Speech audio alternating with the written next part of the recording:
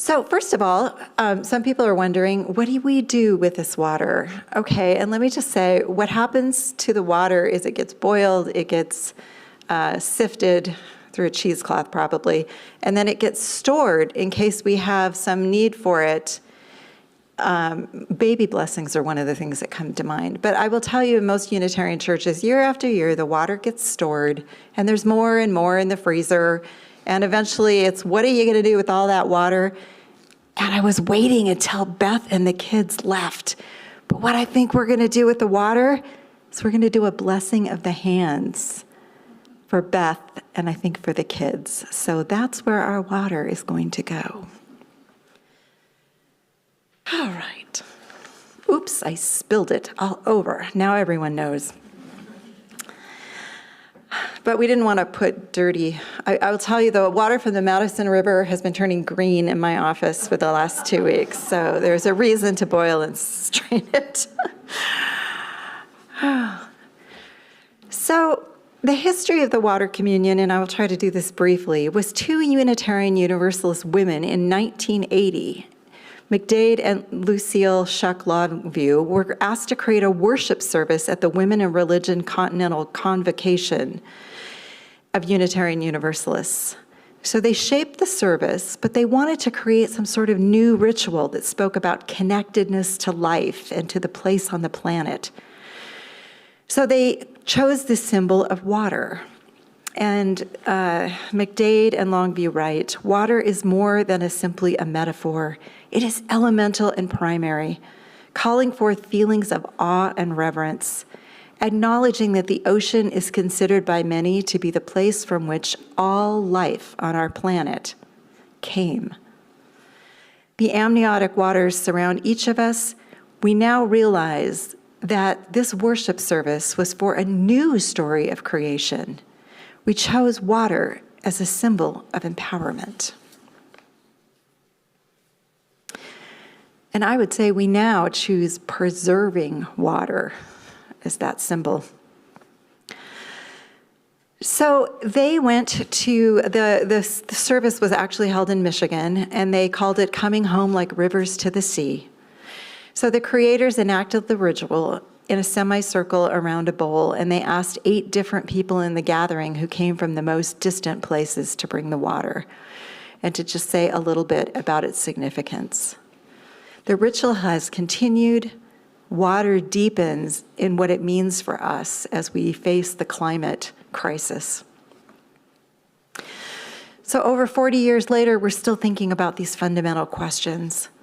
Water deepening the meaning of our lives, it becomes increasingly scarce.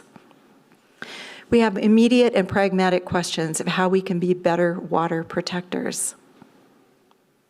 There's also water as metaphor.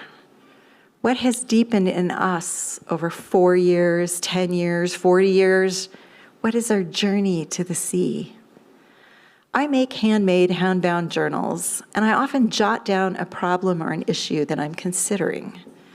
I just write down random thoughts as they come to me. I don't edit anything. They're often just little bullet points, and they often contain the phrase, "Let it flow like water." Turning my feelings about in a particular thing into water allows it to be reshaped and allows it to flow down the stream. In the chalice lighting words this morning by Margaret Atwood, water goes where it wants to go, and nothing can stand against it. Remember, she says, you are half water. If you cannot get through a problem, find a way around it. And what waters our souls so we can have this lush inner life? And as Reverend Erica Hewitt just reminded us, water represents our aspirations, our promises that we make to ourselves, to our families, and to our beloved community. As we move out into the wider world after the service this morning, let us not be afraid. Let us give out our love freely. Let us give our love to those we may be reluctant to love. One of my favorite books is called Finding God in All the Wrong People. Let us consider the part of ourselves that fears giving out this love freely.